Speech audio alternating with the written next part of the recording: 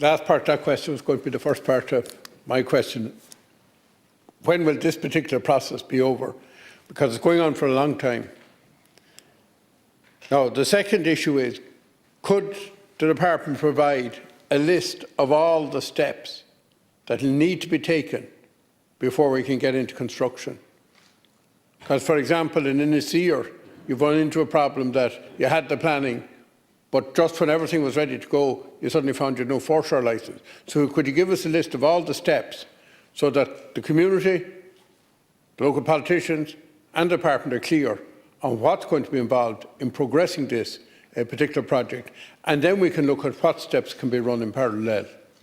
And to a certain extent, I think we over-egged the business case issue. It can only be done one way effectively to give you the maritime result, and whatever it costs is going to have to be done. Either that or it'll cost you a lot more to relocate the people off a dying island. Okay, thank you, and thank you again, Deputies Connolly and Ó Cuív.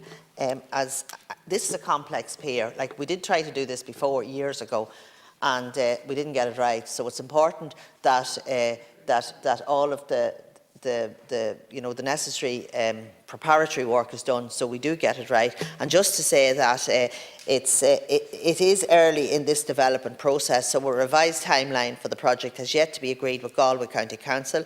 The timeline will be prepared by consulting engineers and will lay out the various development steps following agreement of the business plan by DEPA.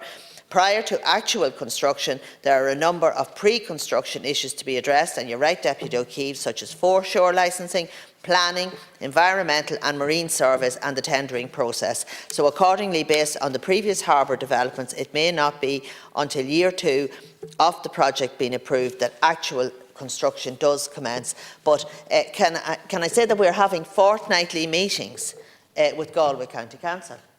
So we're keeping the pressure on there, and I do know that this has been going on for a long time, and as I said, I visited the pier and I'm committed to working with you to try and move this on as quickly as we can. But it is complex. The currents at the entrance to the harbour are making it difficult to get it right, and that's the situation. So thank you.